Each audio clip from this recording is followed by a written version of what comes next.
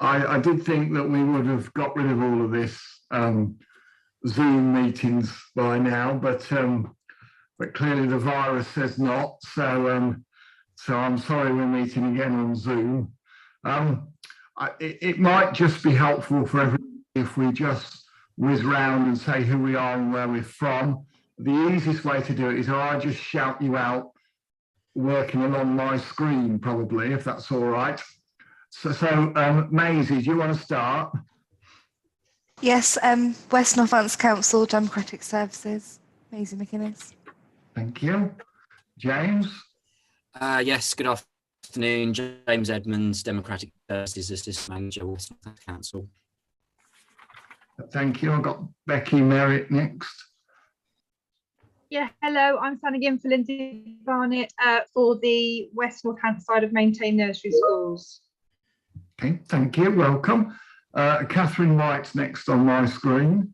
Hi, I'm Catherine from an organisation called Growing Together. We run the Blackthorn Good Neighbours Nursery. It's normally Hayley Walker, she's on maternity leave at the moment, so I'm standing in from her for the early years providers.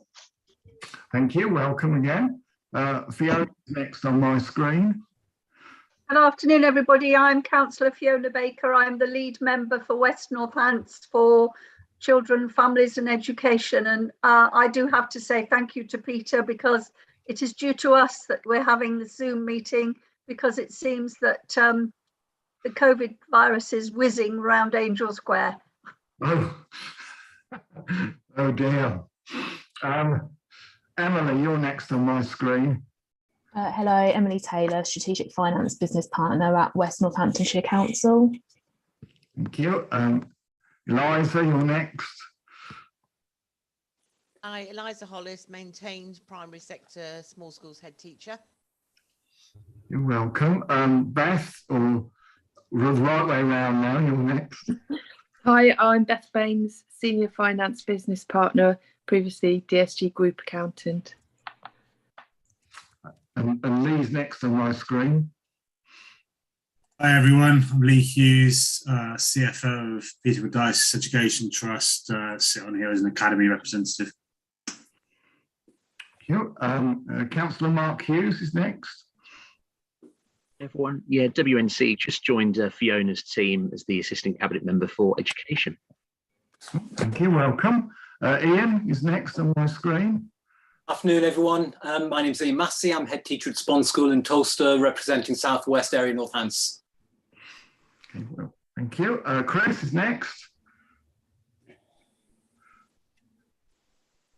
You're muted, Chris.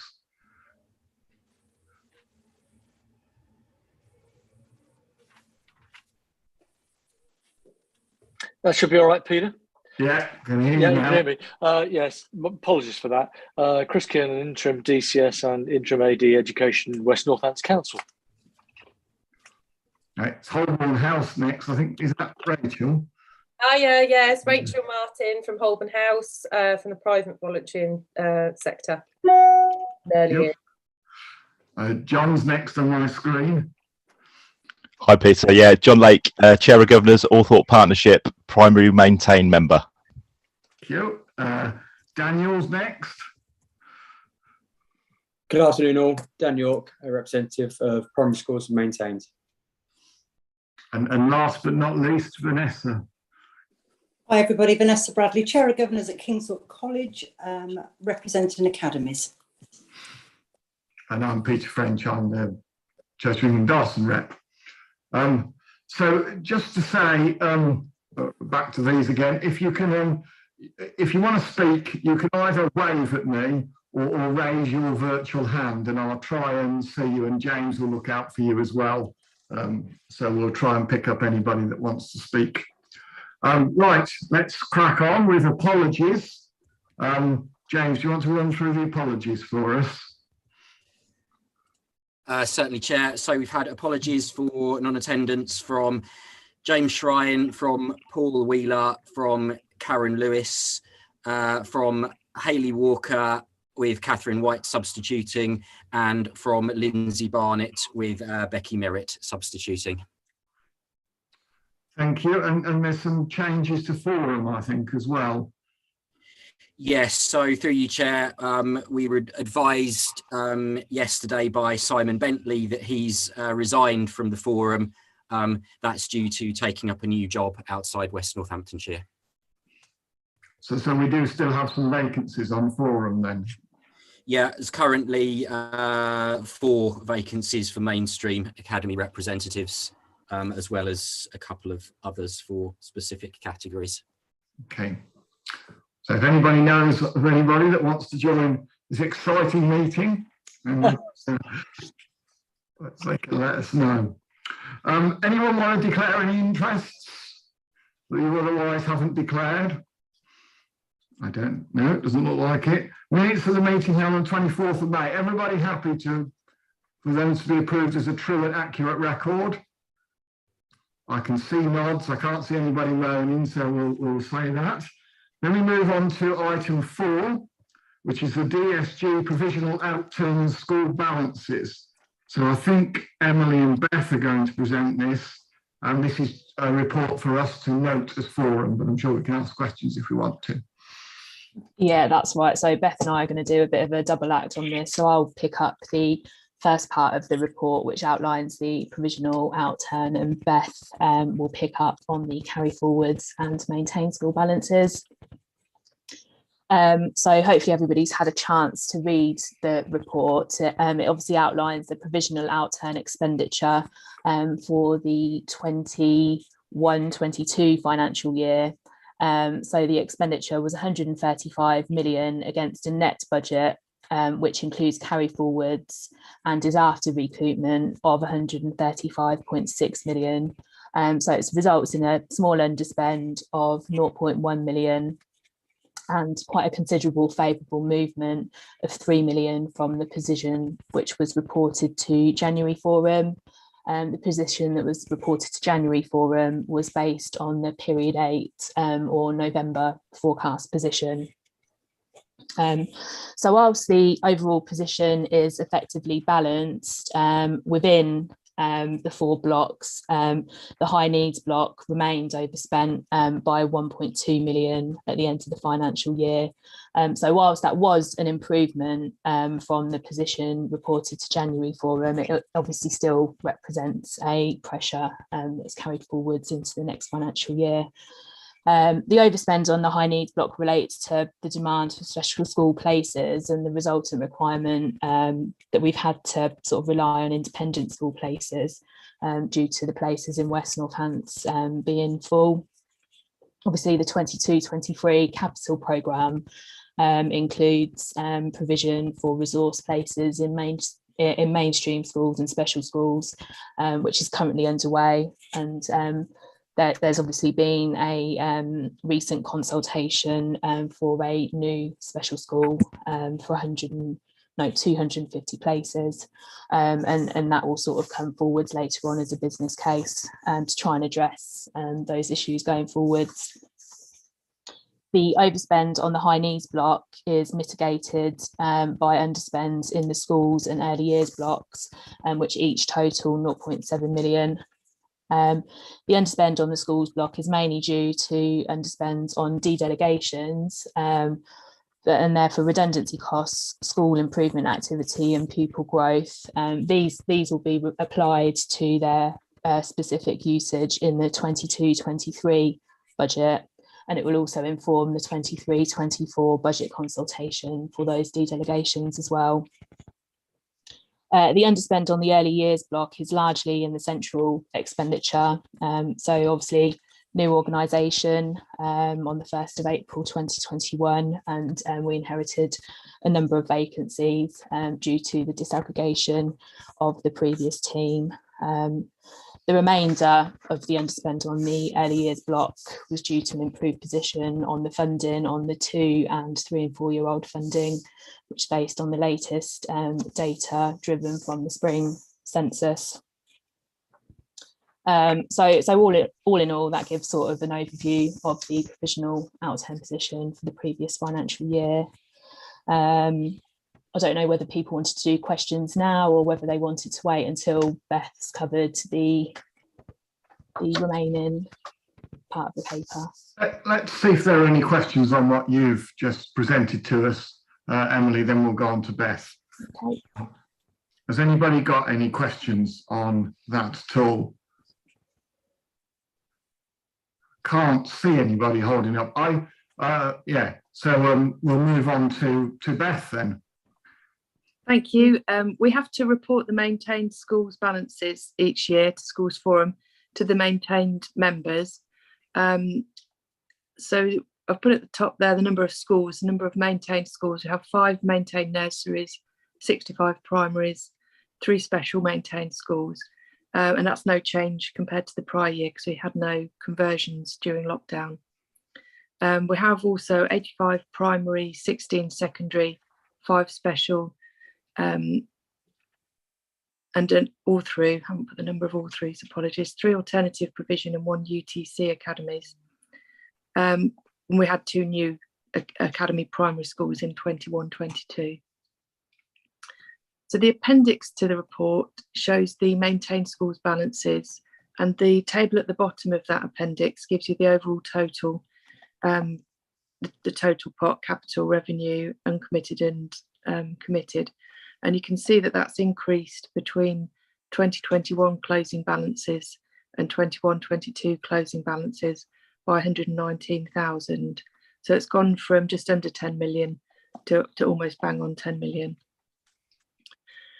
The top table shows the capital, and there's a small decrease overall. The only sector where it's pretty much stayed the same was the primary sector.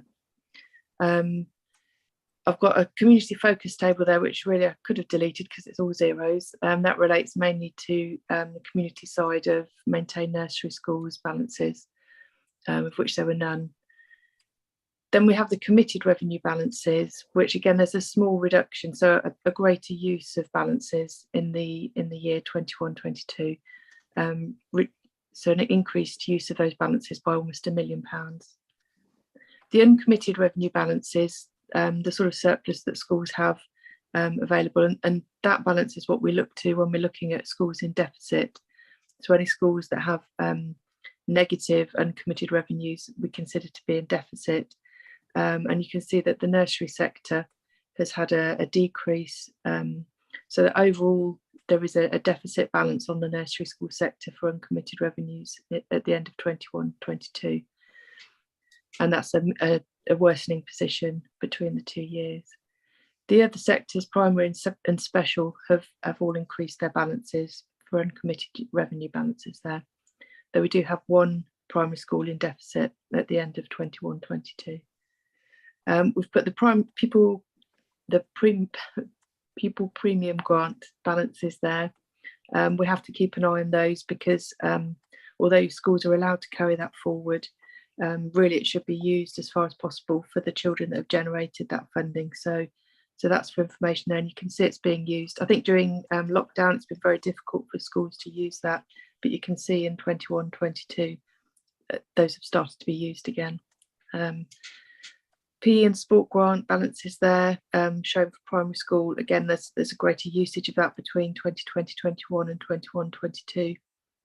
And same with COVID catch-up grant. So that gives you the overall position.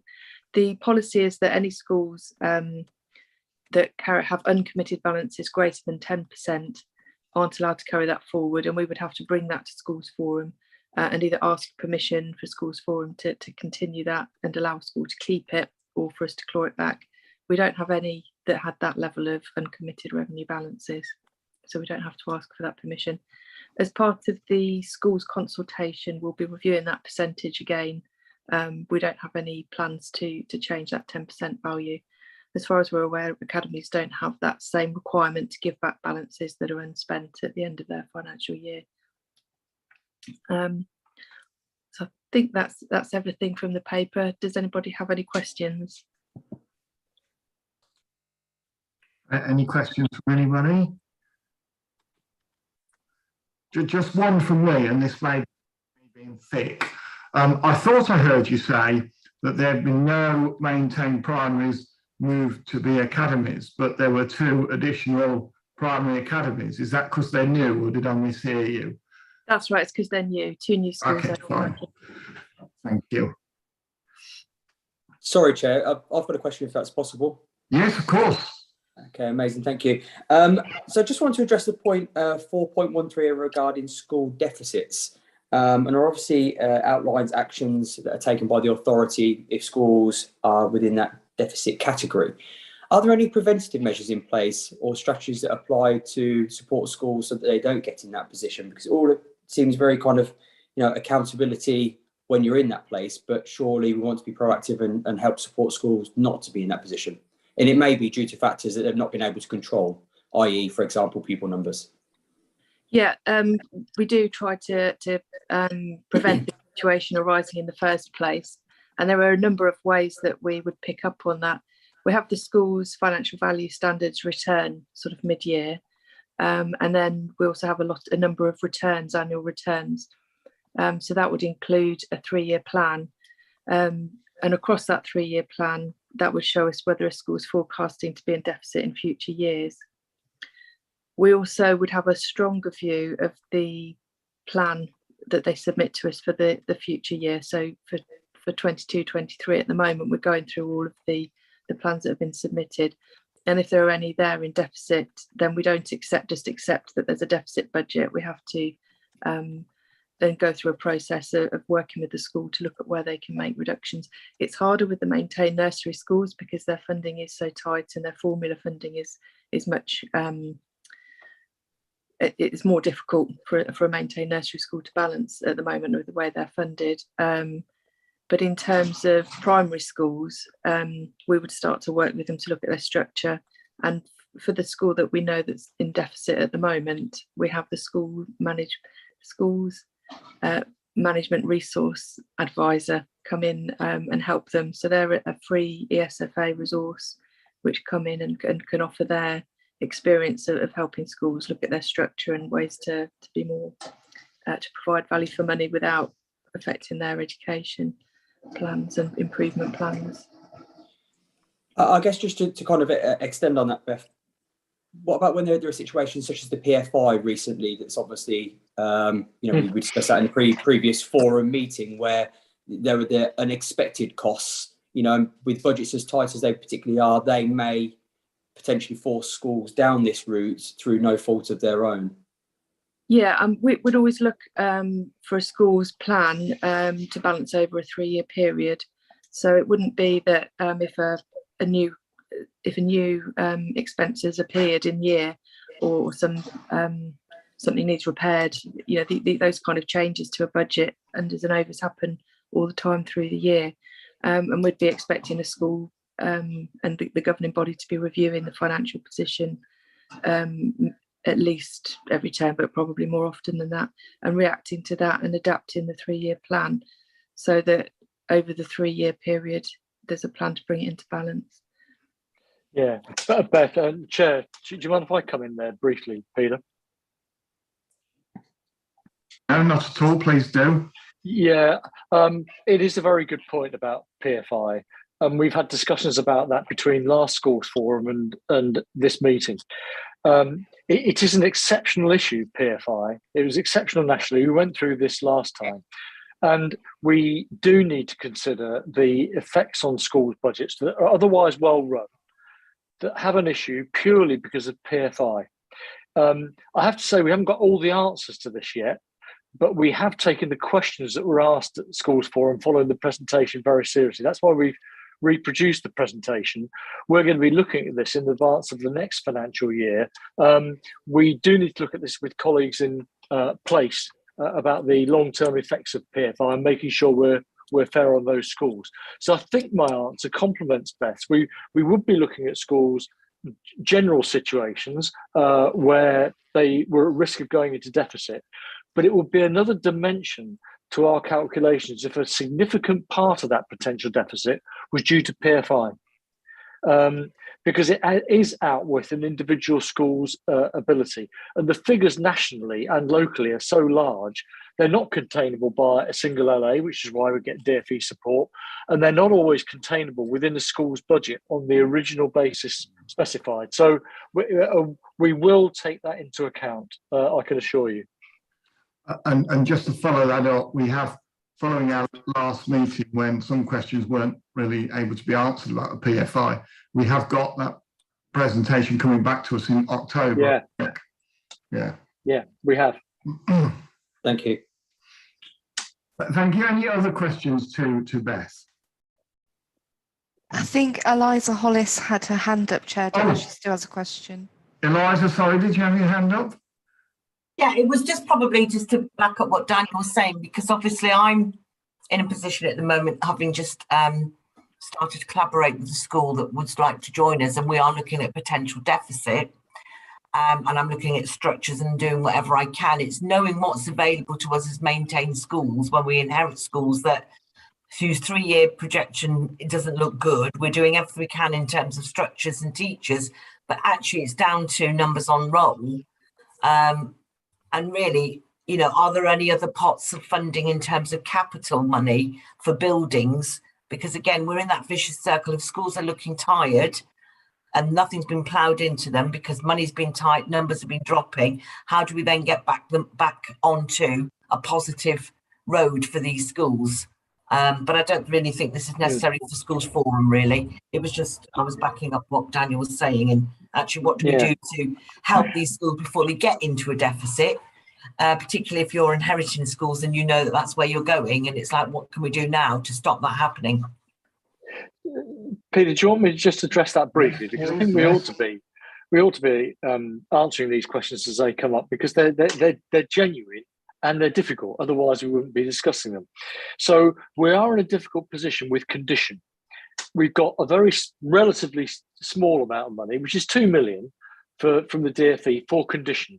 And we have a priority plan for that, we all our maintained schools, and this is only maintained, of course. Academy schools are entirely out with that. The only money we have apart from that is basic need. So if there's a school with falling rolls and no need for any extra pupils within the foreseeable future, there's no way that that basic need money will be available. There's only the growth fund, which is available for schools that we know will grow, but have a financial... Now, for schools in between that, there's a real difficulty. And a lot of councils are having to look at viability of schools, merger of schools, which means the closure of one and the expansion of another. And I think in the next 4 or 5 years, we may be unable to avoid that, particularly if pupil numbers don't recover in primary.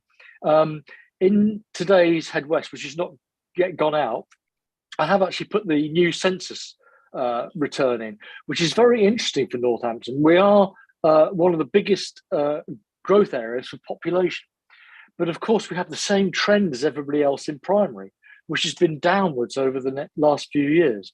If that continues, there is nothing we can do in terms of tarting buildings up, so to speak, that will help a small number of schools. It will have to be closures, expansions, and so on. And I've got no more comfort than that. There are no easy answers. Thank you. Any further questions? We'll move on to item number 5, which is back to Chris again, who's going to give us a high needs block deficit recovery plan update.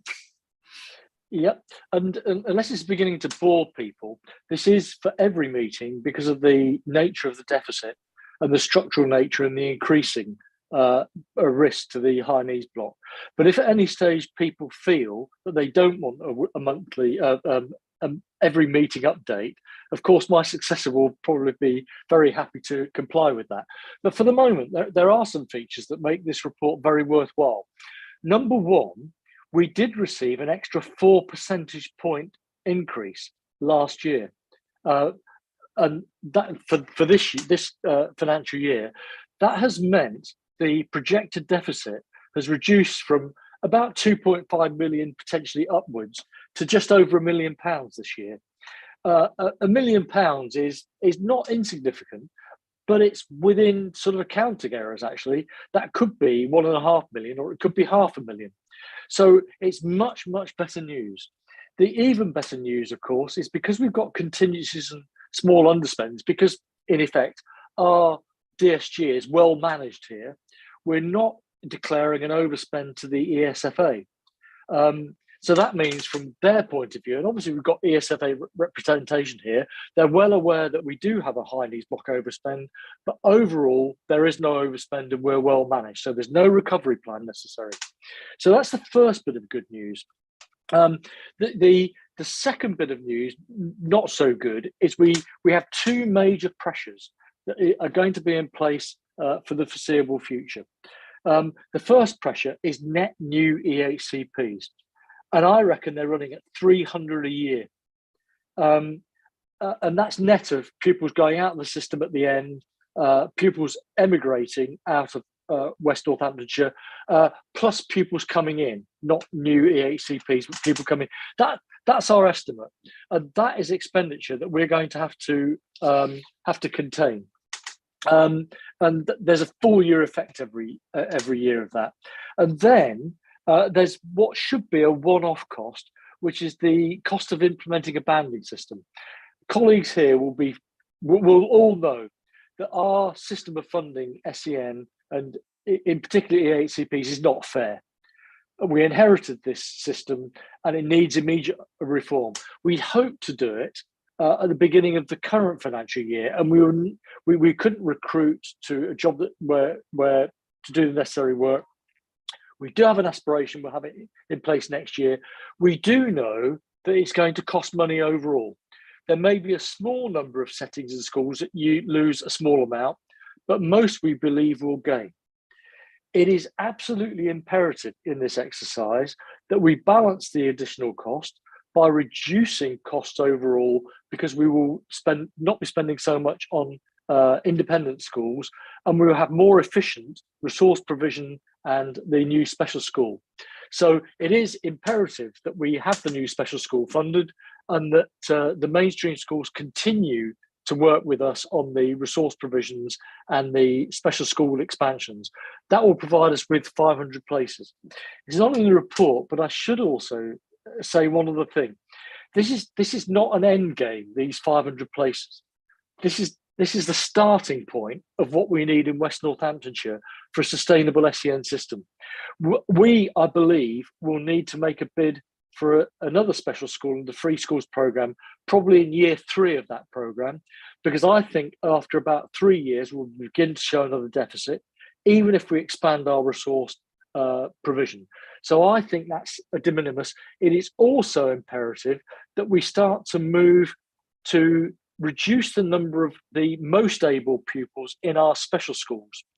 There are some pupils in our special schools that could be in resource provision, and there are some pupils in our resource provision that should and could be in mainstream schools. We'll only do that if we increase the support and challenge necessary to schools. And another important thing in our financial recovery plan, the ordinarily available and the graduated approach. We've now employed or engaged seconded SENCOs to do this work. And I must say the cooperation of the school systems and the schools that have seconded those SENCOs has been first class. But we've got a huge amount of work to do here. In the next 3 years, it's not just about an expansion programme. It's about starting off more inclusion, more fairness in the system from a more sustainable picture than we've got at the moment in terms of specialist places that are state funded. The main thing for me is the 175 places that we fund at £57,000 average per place, plus another 20 grand in transport costs. We need to have the aspiration within the next couple of years to reduce that to 100. And that's a massive ask of our schools to take those pupils back, not just prevent them going out. Because some of those schools are not really high standard, in other words, we've placed pupils there because we haven't got the capacity, not because the parents have fought for them. With the high quality places we've got on our resource, the new school we have coming on stream, and our new schools that we've got in our specialist estate, I believe we've got a better chance than most of attracting parents back for their children to be in the state system. So they're all things that need to happen. The financial recovery plan, I won't go through that in any detail, but most of it is going pretty well at the moment. The one thing I would say is that we will be coming back and looking at the top slice that we asked you for this year. Now, there are some developments there that could mean that we reduce the amount that we ask of you. I need to look due diligence wise and the cost to individual schools of us doing this. And people might ask me questions about it. I don't want to make too many answers, but we were highly aware as officers. We were asking a lot of schools for them for 2.2 million, which is 700,000 more than the 0.5% that we can ask for.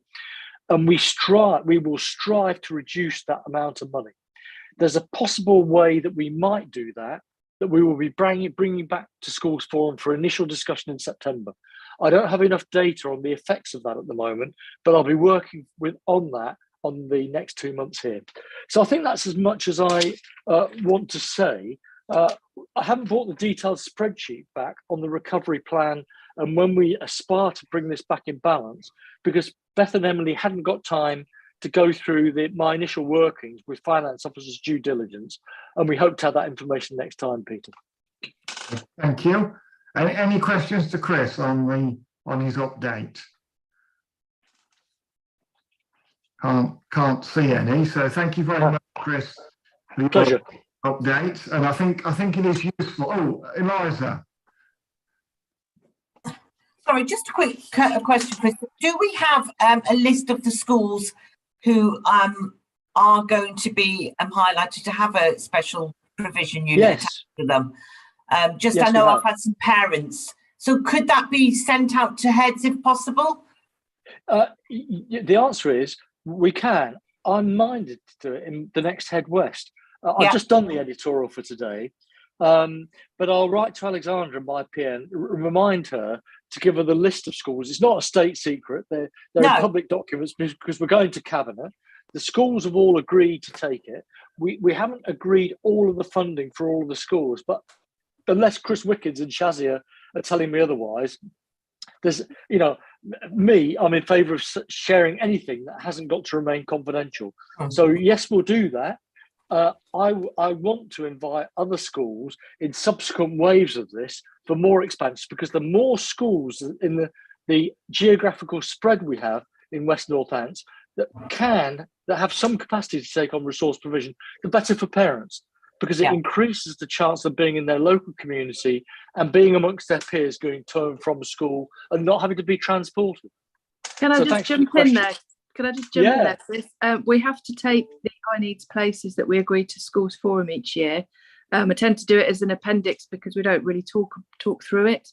And it's also published. There's a high needs places that spreadsheet that the government publish each year in January after they've completed the change process.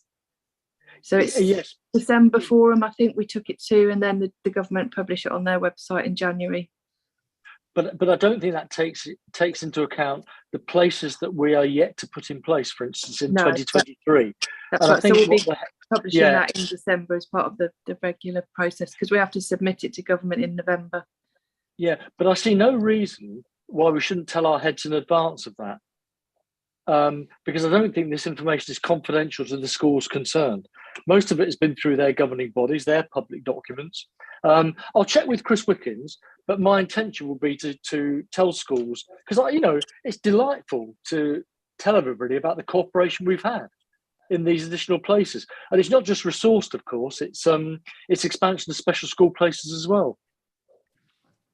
Rachel was waving at me. Were you, Rachel? Yeah, hi. I just wondered whether this. Oh, sorry, my answer phone's going off. I hope. But I just wondered whether similarly that could be circulated to early years settings as well. We have my setting in particular has lots of children. Can you hear me? I'm really sorry about that. Really distracting. But we have lots of children with additional needs attend our setting, and promoting sort of schools or specialist provisions for them is really handy to have. So knowing that as well is really great support for our families. Yeah, I mean, of course, all settings have access to Head West, but some of them probably don't know about it. And I will. It's the first time I've heard about Head West. Really? Oh dear. Nursery sector and info. Right, I'll find a way of circulating that. I'll contact people immediately because I think there's a lot in Head West, although it's primarily school leaders. Of course, a lot of our school leaders have nurseries anyway. The nursery schools are our school leaders, and settings, there's no reason to exclude settings from this at all. No. I've got a couple of other hands up. Councillor Baker's got a virtual hand up. I just wanted to be slightly cautious because there is a package of funding that goes with these special school places in these schools, and they haven't all been approved by Cabinet as yet. There's another one, I think it's another school coming to Cabinet next week. Tuesday, yeah, there is. But I'm a little cautious about declaring all the schools when we still, because obviously we don't expect a school to put this in place without any money, do we? So there is a package of money that goes with it, and all of the funds haven't been approved yet. So they haven't gone through Cabinet yet. You know, in our minds they're approved, but not in actual fact. So I think maybe James would feel that we should not publish until we've got that funding in place. But it's entirely up to you, obviously. Well, I just answer that. No, I think that's a very good point. And there is no. I'll seek Chris Wickens and Shaddy's advice first of all on that, and Paul's obvious advice for compliance. But even if it's an incomplete list, we can tell Heads this is not complete because we haven't undertaken the council governance process. We will inform schools about the schools as we do it, in addition to these schools as we've completed it. And I think that's entirely fair enough. Thank you. I think all the forum's asking for, Chris, is that schools and nursery settings, if possible, are informed as soon as they're able to be informed. Yeah. Daniel, you've got your virtual hand up. Sorry, Chair, I just need to come off of mute. Chris, just one of the points that you mentioned was around out of local authority provision or independent settings. And one of the tasks that you outlined within the recovery plan was to visit independent providers regarding value for money and obviously following up that piece. And I know that you mentioned within your report that task might not take place now. I just wondered whether it was just exploring that given the cost implications of those out of authority places and then independent as the reason why that may not take place. Yeah, so it's quite sensitive on this. I did actually do this in another area, and we did come up with things that were quite expensive and would be done in a state-funded school on a much more economical way, and I won't give examples of that. However, when it came to trying to negotiate a reduction and a change in the curriculum, what we came up against was, well, if you don't want it, there are other authorities that will buy these places at this cost, and we're not interested.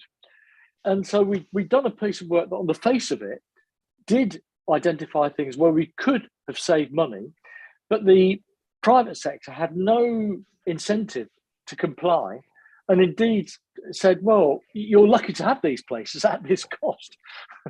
and there's no bluff. Yeah, but by all means, you don't want it at this price, take the kid away. And here's the queue of people, here's the queue of local authorities for our places. Now, so that's why I paused it, because it's always a good idea to let the private sector know that we are attendant on their efficiency and effectiveness. And I'll still have an internal discussion about whether we should do some work on this, but it does come at a cost to us. And if we don't believe we can save money through a reasonable negotiation in good faith with providers, yeah, actually we could do this differently so that we're saving money and that money saves you money and there's no overall loss to us. But that hasn't been my experience in the past. So it's a very good question. And that's the reason I said that we might not go ahead with it. Okay, thank you very much. Thank you.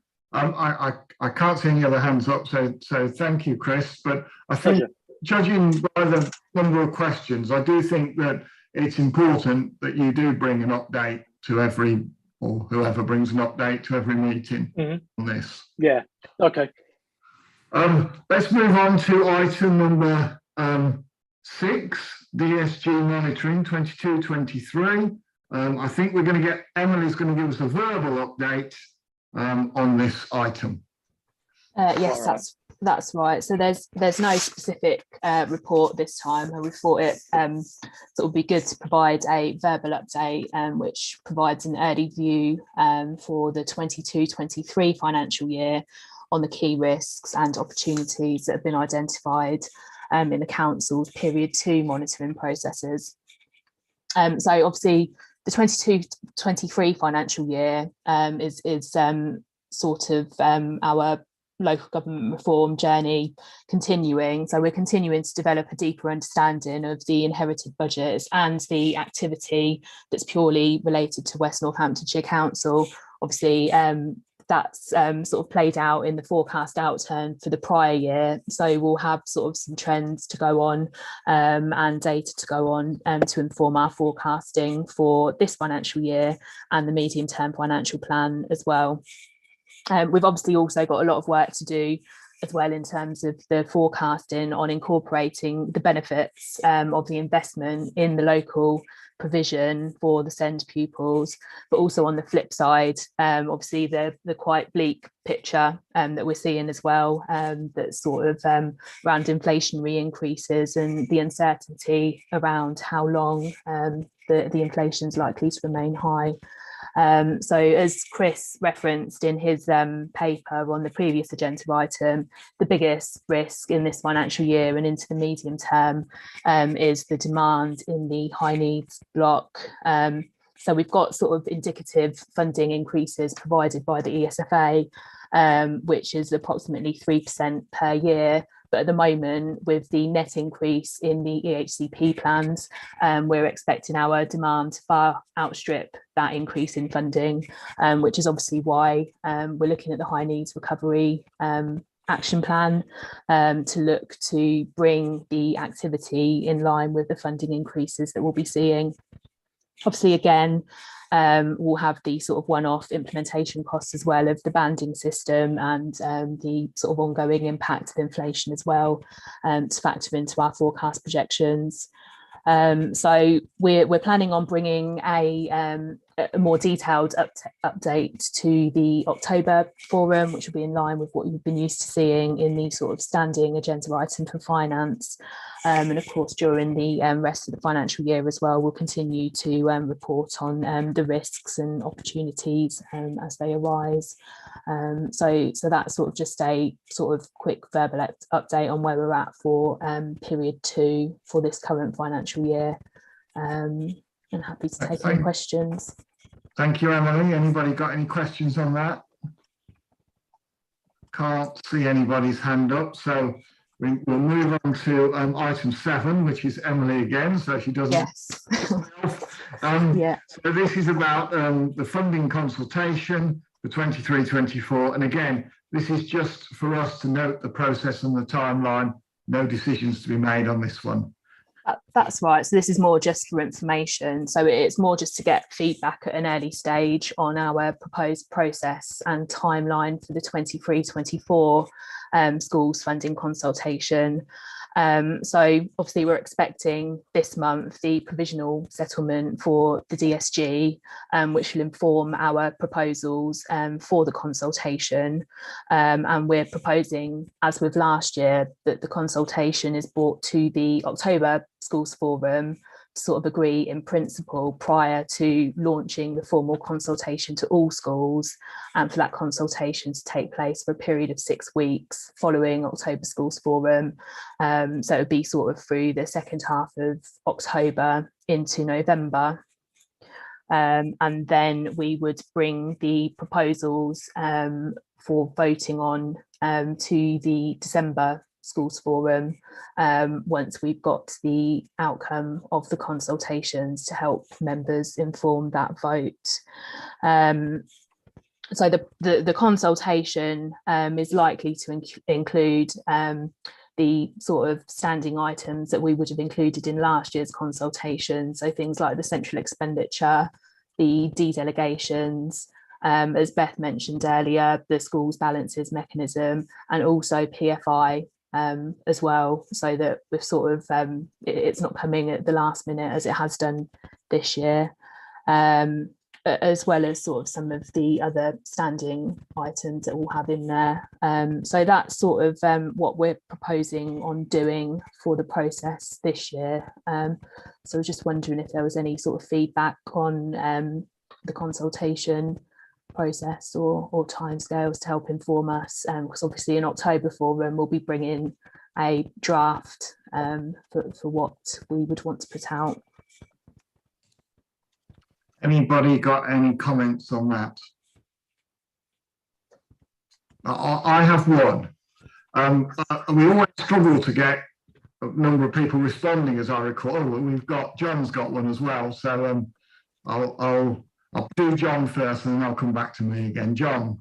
Thanks, Peter. However, I do think you're just about to say exactly what I was about to say, which is I know we had this discussion last year, or this year as it is, about making it as high profile as we can to make sure we get the feedback through the consultation, because obviously the more feedback we get, the better outcomes we get. So that's it in a nutshell. Thanks, John. That was more or less what I was going to say. I was also going to add, though, that perhaps we could find a way of putting some of what we're asking into non-financial lingo. I just throw that out there because I know sometimes when people are talking about finance stuff, I don't understand it. So whether that's possible, I don't know. Yeah, no, I think we can certainly look at how we present some of the information. I think Beth might jump in here, but I think some of it, because it's very formula driven and because of what we're required to almost present, some of it is quite difficult to put in a sort of accessible format. Yeah. Okay, brilliant. Thank you. So Beth is now going to present to us something similar, but on the early years funding consultation, I think. Yeah, thank you. I don't really have a lot to add. It's a slightly earlier aim, but it really depends on the information we get in July for the early years single funding formula, or national formula, sorry.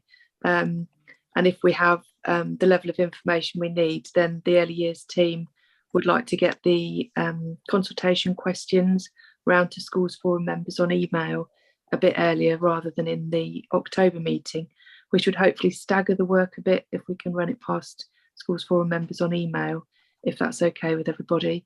And then have the 6 weeks consultation period before Christmas again, because we're aiming to get all of the work done on the budgets by the December meeting to avoid the need for a January meeting, unless something major crops up in the December settlement. Thank you. Anybody got any questions and comments on that? Everybody happy to receive consultation by email? Rachel Martin, Chair. Oh, Rachel's got a question, yeah. Sorry, it's just echoing the same as you did really on the early years as well, kind of having less sort of financial sort of chat. We're early years practitioners through and through. So I know sort of, you know, putting these towards and having a higher drive in if I can know when you're sending them out, I can you know communicate with lots of providers across Northamptonshire, West Northants. So you know if there can be a little bit more sort of communication, I can promote it a little bit more and try and get a better drive.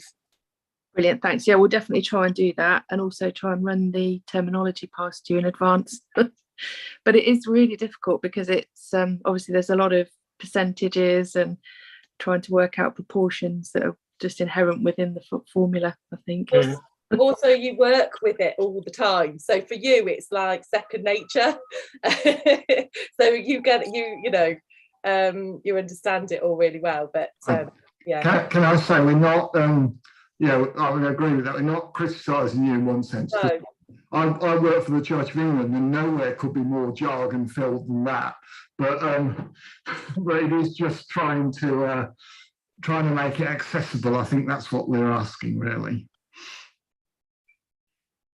Anybody else wanted to make a comment? Excellent. Well, thank you, Emily and Beth, for all your hard work. And it sounds like we're going to we're happy to receive things but via email to hurry things along if that's helpful to everybody. Brilliant. We'll move on to item number 11, which is the forward plan. We mentioned earlier that that we're going to look at the PFI thing again in October. But anybody else want to offer any other comments on the forward plan?